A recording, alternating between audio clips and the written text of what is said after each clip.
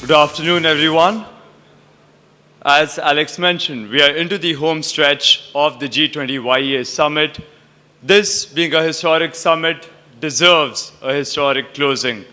Yesterday was a landmark day for India, where we successfully launched the Chandrayaan-3, India's lunar mission satellite that was successfully launched just yesterday.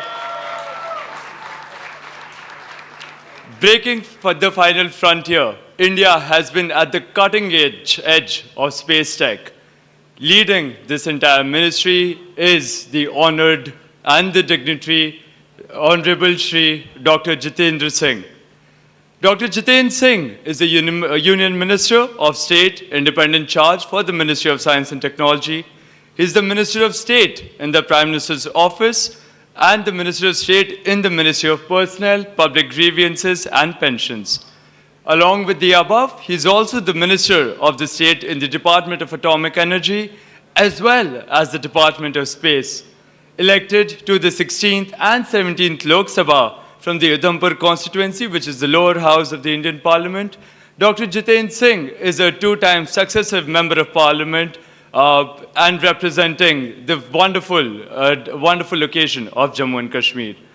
Along with the above, he is a popular diabetes specialist of international repute, a noted intellectual, author of more than 5,000 published papers, 5 books, and an individual who has really hailed from the grassroots, from a very far-flung village in the hilly district of Doda of Jammu and Kashmir, and is now creating waves, breaking the final frontiers, leading India's multiple ministries.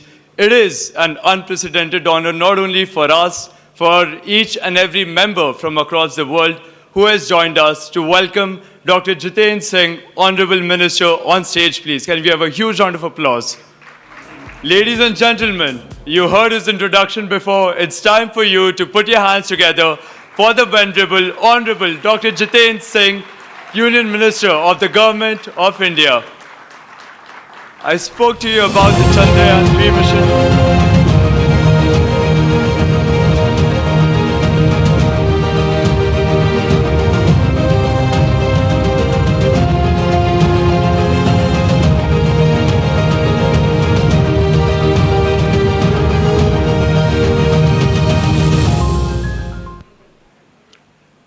I spoke to you about the Chandrayaan-3 mission just before this. What you should take immense pride in is Sir has flown in directly from Chennai, coming right down to Delhi, and from the airport he's here to engage with us. So it's an honor. I will join you on the stage, and thank you so much for accepting our invitation. And we can begin your special address, please. Thank you so much.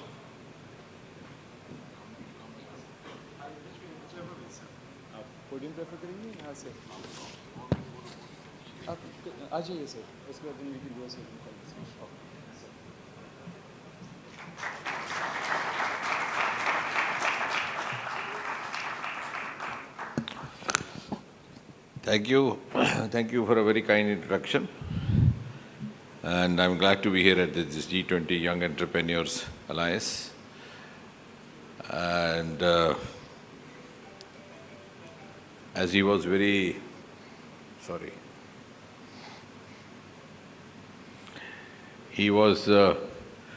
enthusiastically and indulgently mentioning that I'm here straight from the airport.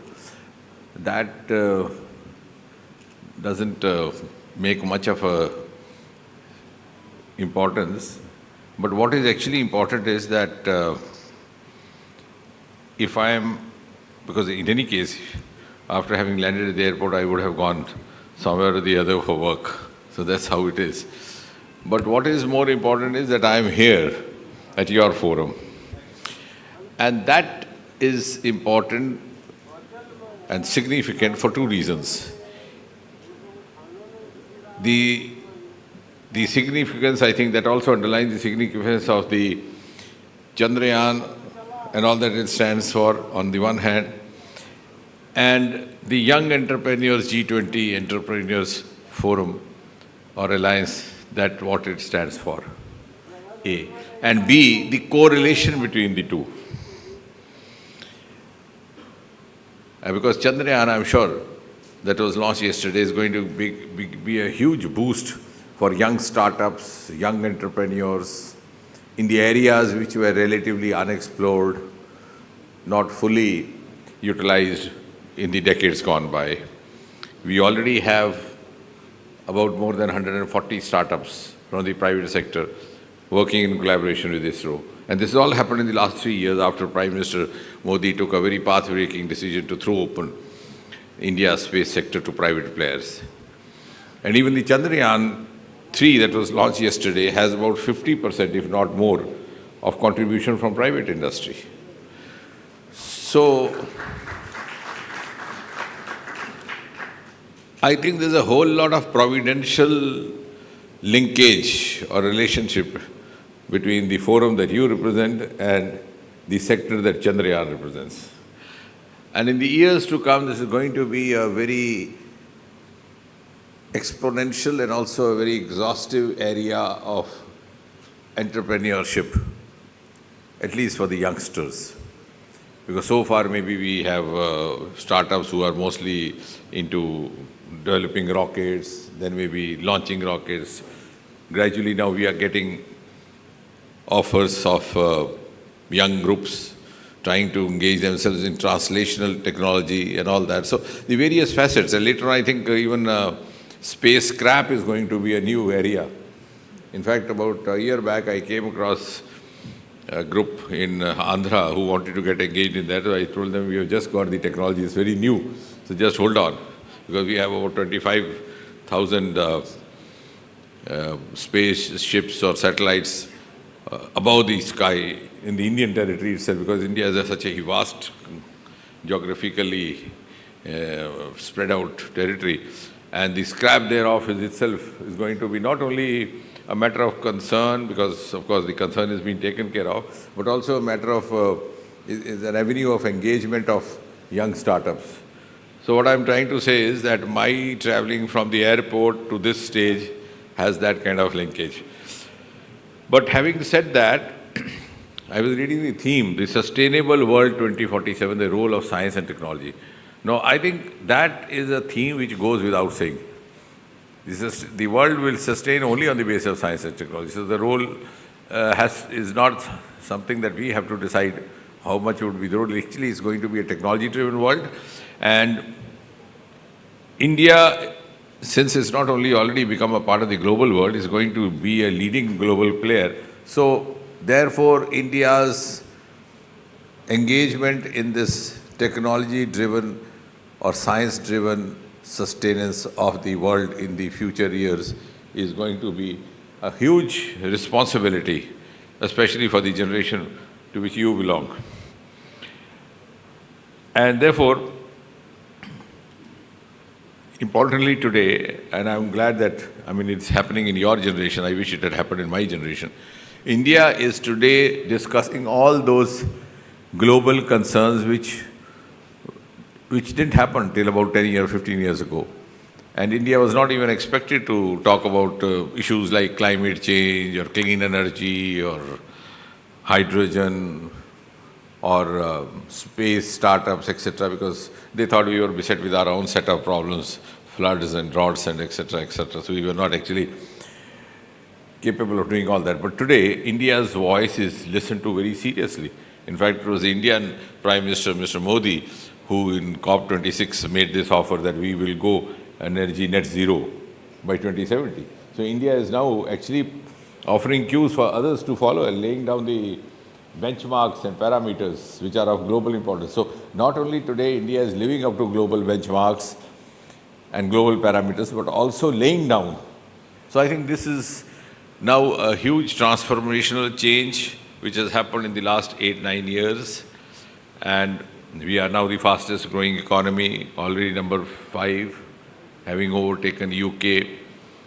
It's not a small figure. There are nearly 415 million people were pulled out of poverty in a country which was known more for poverty than for anything else in order to reach this kind of a stage of progress. You are number 3 ecosystem in startups. Having started much later, for example, in 2014, we were hardly 350 or 400 startups. Today, we are rated number 3 in the startup ecosystem, and and the Indian boys and girls are sought after even by the overseas startup groups. And when I asked somebody the reason for this, they spelled out a number of reasons, of course, that they are industrious, they are dedicated, they are devoted, they are hardworking, etc. And in the end, they said they don't take a weekend off. So that's also going to go to your advantage, because you are groomed like that to slog day and night all these 7 days, unlike your counterparts in the West who would disappear on the Friday evening and reappear on Monday morning. So that also, so a whole lot of package is what our youngster is today ready to offer for a sustainable world existence. As far as the satellite is concerned, yeah, the another pleasant coincidence is that when you are observing this program, or even in the name of G20, and talking about Chandrayaan, India is already in some way or the other engaged with most of the G20 countries in its space technology. Either we have an MOU or we have an agreement, and since we are in a big way in the process of launching foreign satellites, I think there's hardly any G20 country whose foreign satellite has not been launched from Sriharikota. So that is another linkage. We have the hydrogen mission, which is something that the rest of the world is taking cue from. We are among the first few countries to have launched a national quantum mission. So all these are going to be avenues of sustainability, startups, and entrepreneurship. And the next 25 years, and as we pledge to work for sustainable world, I think, and as goes the G20 theme, Vasudev Kutumbakam, one family, one earth, one future. So India is going to have a major role in that sustainable world. And before I conclude, I can just say on behalf of the government that the government has of late initiated a number of enabling programs, incentives, which are not widely propagated. So I think in a forum like this, which is manned by youngsters, you could concentrate on doing something more. We have huge lot of incentivizing schemes, like for example the Mudra scheme, which offers a loan without even mortgage, without even guarantee, with hardly any interest. So many are not aware of this. Similarly, for the diaspora, particularly in the startup area, in the technology-driven entrepreneurship, we have schemes like WebHub Fellowship, where we enable them to get engaged with their counterparts in India like you, and then, start off something jointly. So all this, I think, needs to be, and in a forum like yours, which is, acting as a bridge between the social concerns and the national and the international concerns on the other hand, you could play a greater role in engaging people, so that at the end of 25 years, and that is our responsibility to ensure your capacity building, those who are in the age group of 30s and 40s, because you have another 20 years to put in before India turns 100 in 2047. And India is established leading player, and your responsibility will be much higher.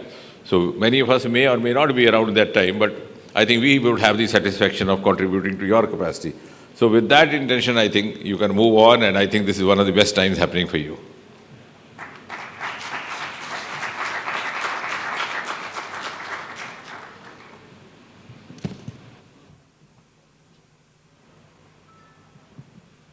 Thank you so much, sir, for those opening remarks. So you mentioned Vasudev Kutumbakam. You would also be very happy to know that the theme for the G20 Young Entrepreneurs Alliance is HUM. Together, we are one. And this is something that has resonated across the G20 member countries and also 10 observer and partner countries that we've invited. So we have entrepreneurs from more than 30 countries who've joined us today and are gracing this August summit. So fresh off Chandrayaan 3, for the people in the audience, what makes it so special? Yeah, but before that, as you said, 30 countries and HUM, the theme. Sir. I think till a few years ago, it sounded very good sermon or a good philosophical thought that we are together, we are one, world is one. At the risk of sounding unorthodox, I would say now, we say so also because there is no other option. If all of us have to move on from where we are, the road to the next destination has to be covered jointly.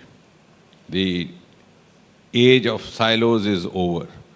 Because as long as we are part of the global world, the challenges are global. Like, for example, you saw this happening in COVID. COVID didn't know which country ended where and what started. It didn't know the geographical boundaries or the political boundaries. And the fight, when the calamity struck as the fear of death, everybody got together.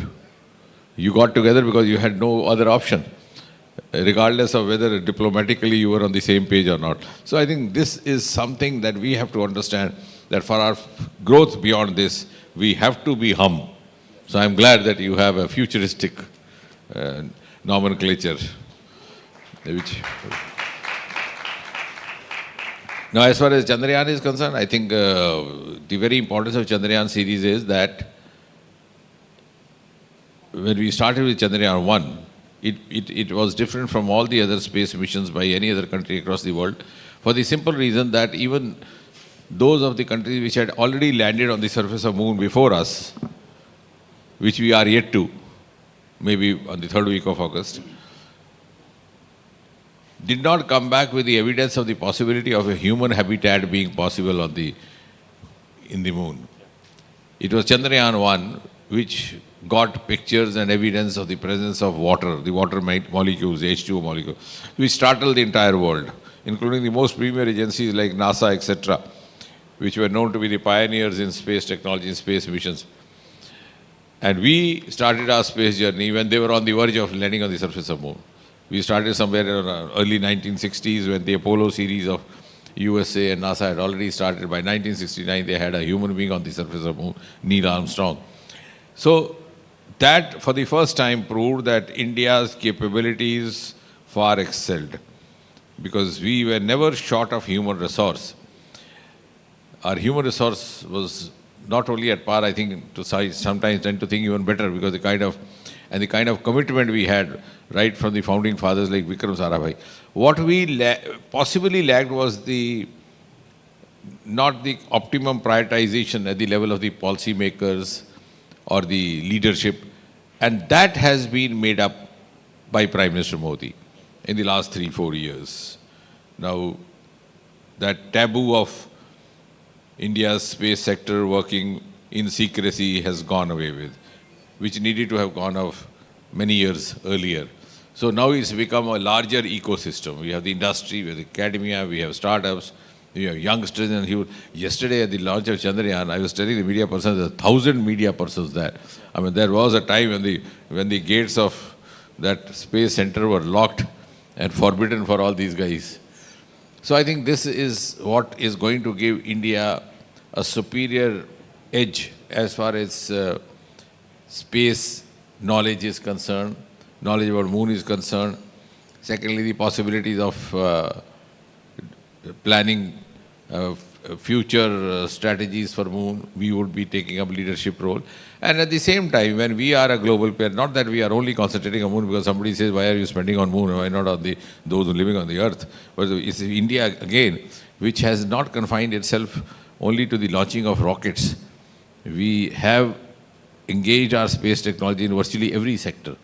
It's actually entered every Indian household and every development sector, whether it's a construction of rail tracks, construction of roads, construction of smart cities, telemedicine, telehealth, digital health, agriculture, your Swamitra program, which is a very ambitious program, earmarking your land farms and boundaries. So space technology is now being exhaustively used in India more than any other country. I think that's in fact a cue being picked up by others as well.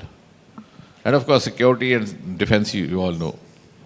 Absolutely, sir. Rightly pointed out the use of technology, space technology, beyond the security and the military utilizations, but to actually create a socio-economic impact is something that ISRO is very commendable and laudable. So you touched upon something that I would come to later, where you said that we need a collaborative, multilateral approach to tackle the situations of today and create that sustainable world for 2047. In your audience are close to 600 such young entrepreneurs from all across the world. How do we do that? Could you just guide us a little bit more? We are all desirous. We all know we would want to.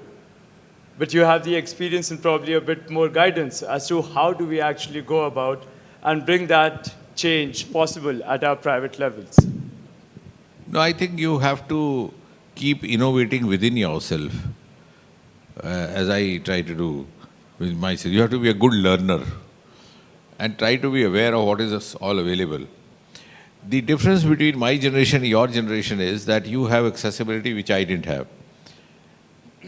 And I was also constrained by for the reasons of affordability and also affordability and availability both. So as a result of which, sometimes I tended to become prisoner of my own aspiration. Whereas you have the aspiration, but your outlets are so much in abundance that even you are not aware. And the single, I think, most symbol of the difference between you and me is this.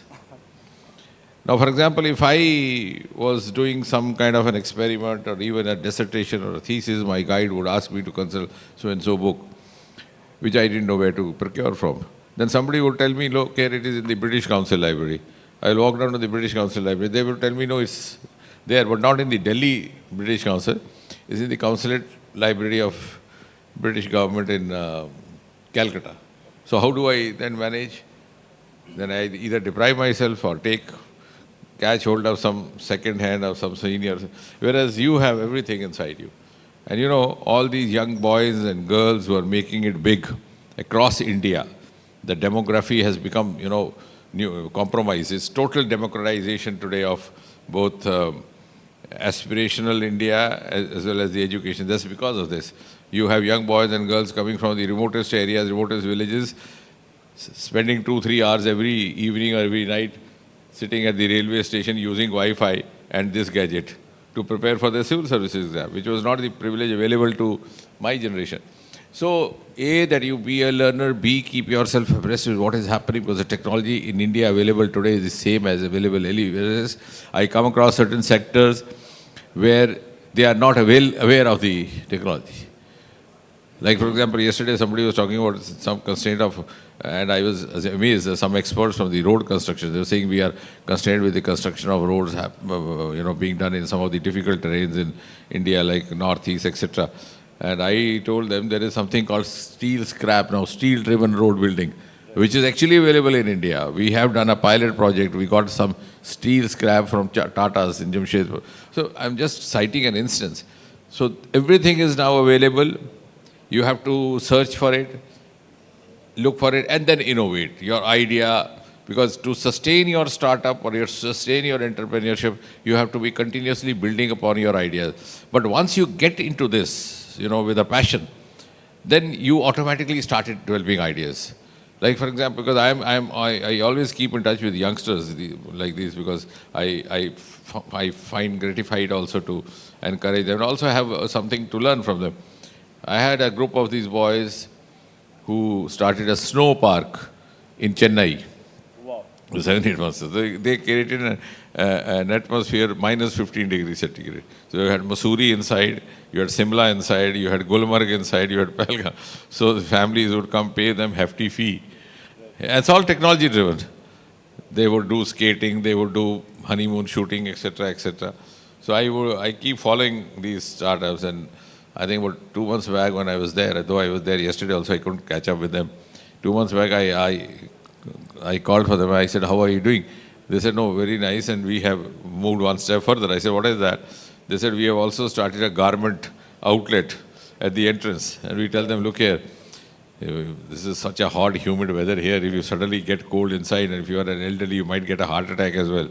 So get used to it, first wear warm clothes. So they were selling in thousands clothes, though startup in something else.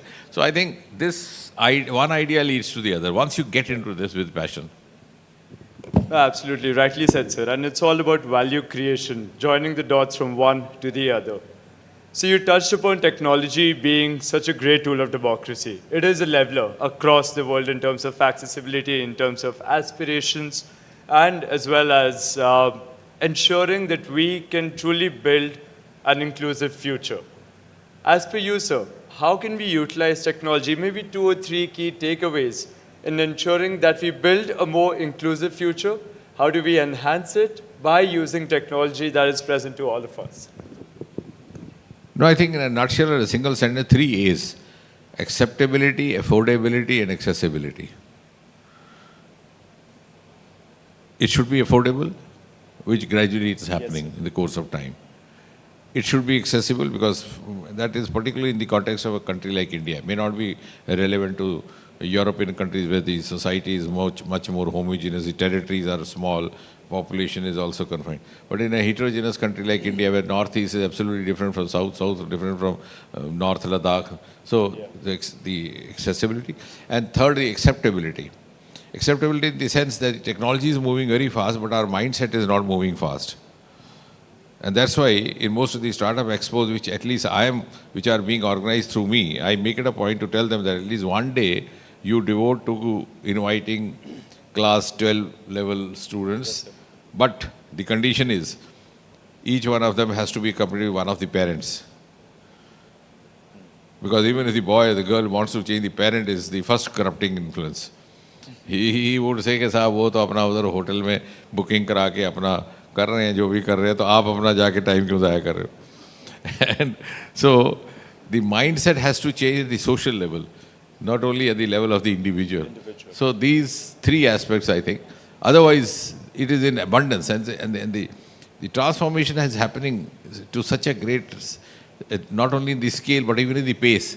You go to bed thinking that tomorrow it might be like this, but before you wake up in the morning, you find that it already happened in the midnight. No, absolutely. Very rightly said, sir. The 3 A's, that's the mantra that all of you need. So you'll also be very happy to note that at this G20 YEA summit, you touched upon children being an important part. We are hosting something called the Bright Sparks Internship, where we have 35 kids of parents who are present here in the audience. They are going through their own G20 simulation for the last 2 days and have also presented their findings on what they believe the future holds. So little by little, those influences count. My small suggestion to that is that you should have also a mentor training program. You don't leave it to parents. I think the better you get out of the shadow of the parents. Like you had the Gurukuls in the earlier times, they would first ensure that they move out of the parentage. So you identify mentors. Like for example, if you are into some area very deeply involved, you would, in the course of time, develop a sense of intuition. Look here, here's a boy, here's a girl who has this kind of a spark. And then you could, direct or motivate the person. That mentorship is more important. जैसे पुराने ज़माने में शायद गुरुकुल कहते होंगे. That mentorship is more important than parenthood. Parenthood sometimes, goes otherwise. Not intentionally, but unintentionally as well. Absolutely. So on a more personal level, I believe a lot of us here today, and I can speak for them, we often find us struggling for time. We believe 24 hours in a day is not enough. There is something that always goes on the back burner, something that goes on the backlog. So you lead 5 ministries. You're a doctor, you're an author, you're a columnist. I'm sure I'll be skipping out on a couple of more portfolios and positions that you hold. How do you manage to squeeze in these 48 hours when some of us are struggling to get 16 or 18 hours out of the day? What keeps you going? No, I think it's more of it's more of a self-discipline, and that helps you organize yourself with the time management. Maybe we spend too much time on things which could have been avoided. Otherwise, there's no dearth of time available if you want to do it. Prioritization, sir. I think that's something, while we all know, it's something that in terms of adoption takes a little while to come to. So you spoke about India's position as what was a sidelines player, someone who came into the stream and started playing and developing over the last 20 years or so, and over the last 10 years has essentially driven into a mission mode and become a leader.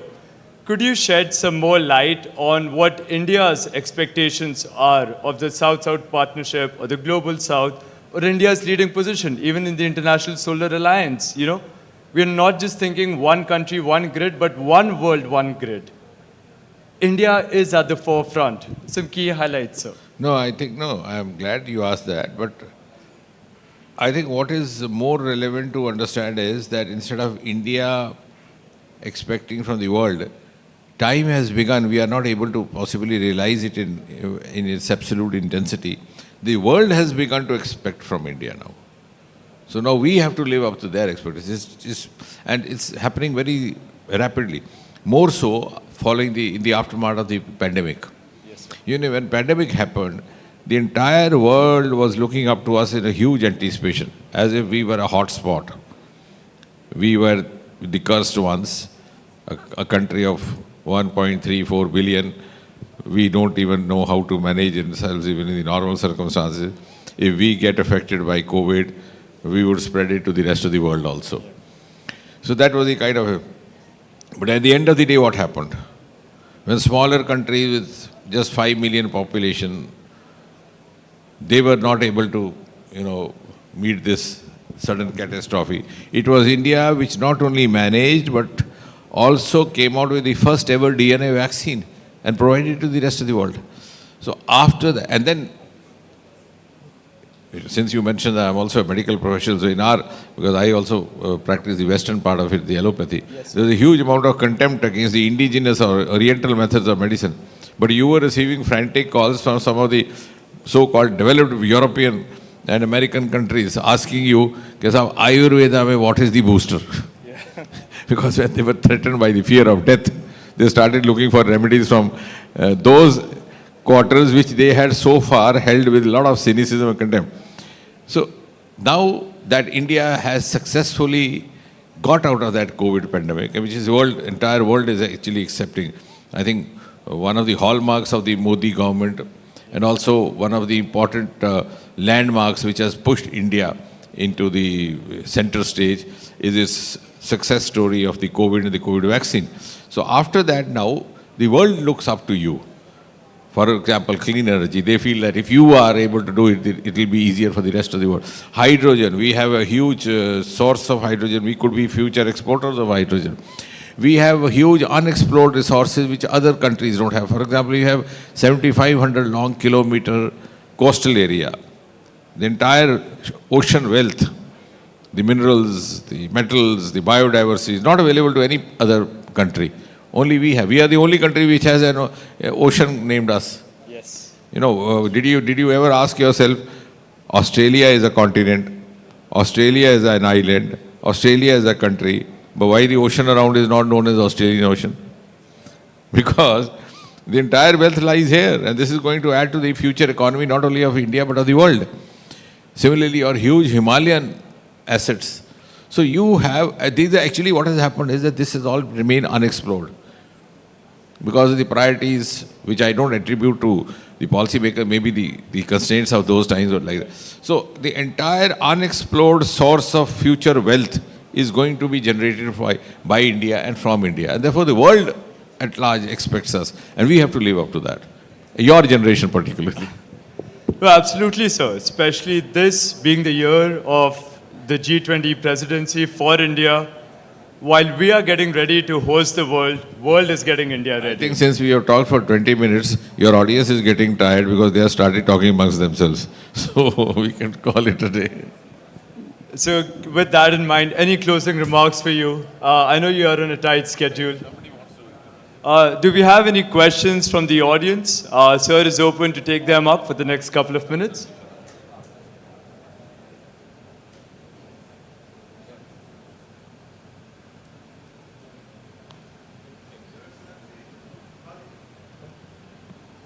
Your Excellency, thank you for your great advices.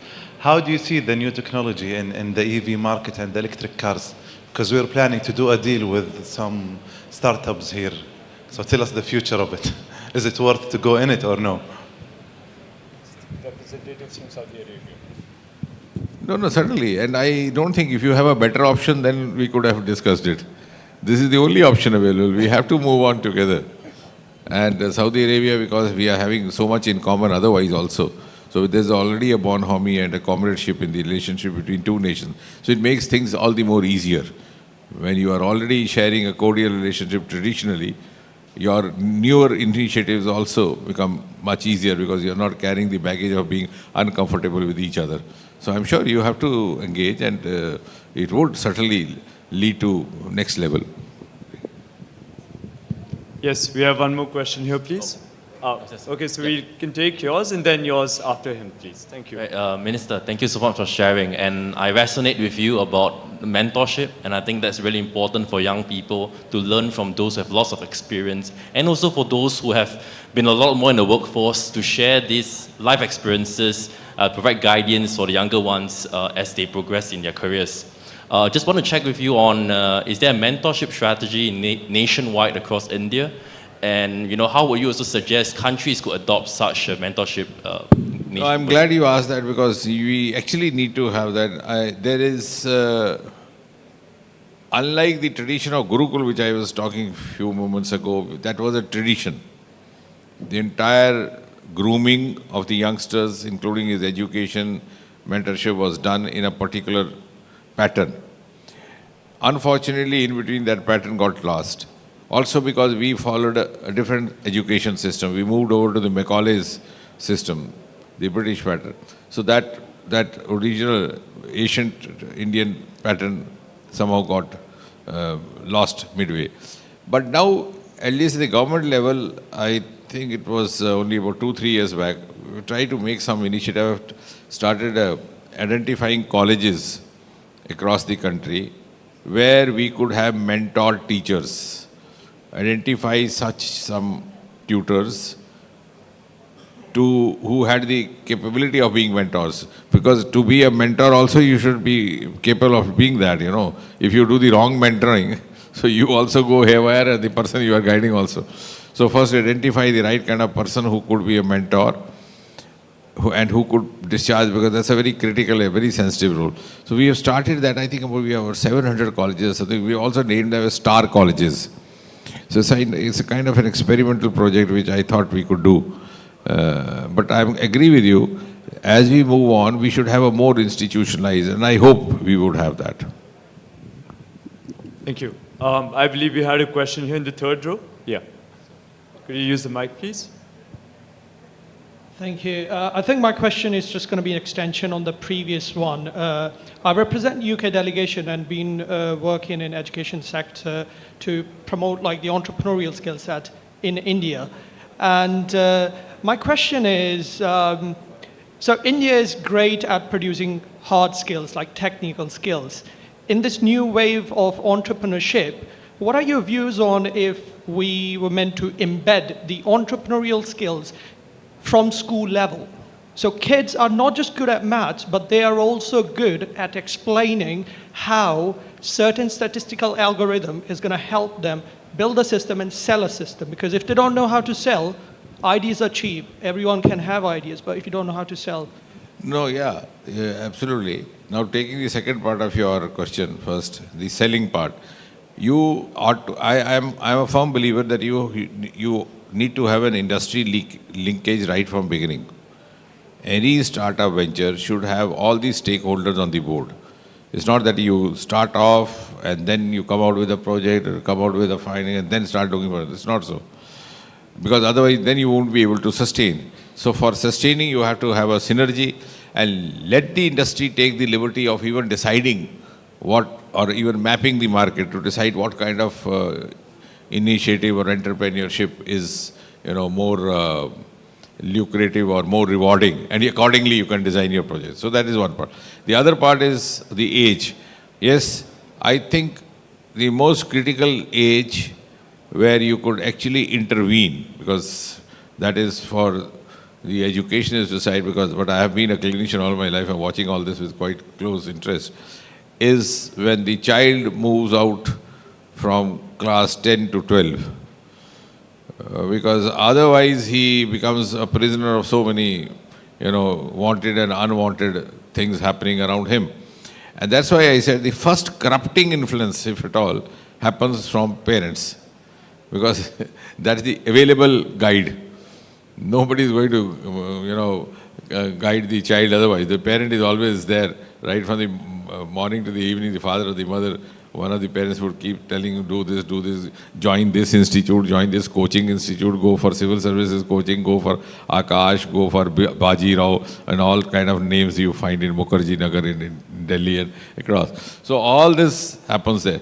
It is there where this mentorship idea of what he was saying should be allowed to intervene and also educate the parents simultaneously, not to adversely affect what has been ingrained into the mind of the child. So I agree with you. In fact, in the earlier times, even in the India's education system, the cutoff class was metric. Before independence, class 10 was known as metric, and metric was known to be a very big landmark in the education. If you ask an elderly person what was his quality, he would say metric pass. Dasmi pass is metric pass. Because from there on, then you would decide where to go. Here it was not. So luckily now, of course, the new education policy which has come in is sought to do certain corrections. Here it was not. After class 12, for example, if you went in for medical subjects, you didn't become a doctor, though you were put into that to become a doctor, then you became prisoner of that subjects. You couldn't move out. Then you either become a scientist or you do your BSc willingly, unwillingly. Now that correction has been done in the new education policy. You can change your subjects, you combine your subjects. But all this has to be done with the earliest intervention happening. I tell you an example I did about 9-10 years back, that my initiative, we identified a group of boys whom we thought we could spend abroad to spend some time, a few weeks, with Nobel laureates. So we held a competition, first at the district level, then the state level. We identified a group of about 20 boys and girls, all in age group of class 7 to class 10. Because that is the raw mind, they are still unaffected. And we managed to get them linked on to Nobel laureates across the world. Since I was from the medical profession, most of them from the medical Nobel laureates, but nevertheless, then when they came back, I sat with them, I wanted to learn from them. I was asking each one of them, and one of the boys, he was just class 7. What he told me was an eye-opener. He said, I was very fascinated and motivated by the project that the senior was doing, and I wanted to carry on with it even after I got back, because I had picked up some of the skills. But my problem now is that my mother always keeps asking me to finish my homework. So, not do anything else. Now, nobody knows where that homework would ultimately land him.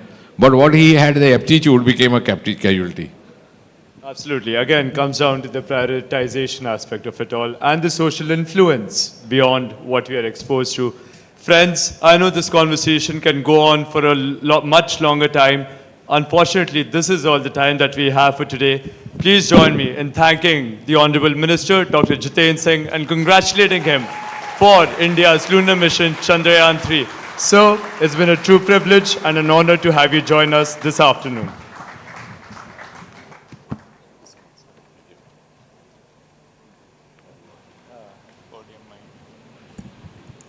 Thanks to you both for that great discussion. I believe my colleague Anuj Agarwal from YI is going to join us on stage. Is that correct?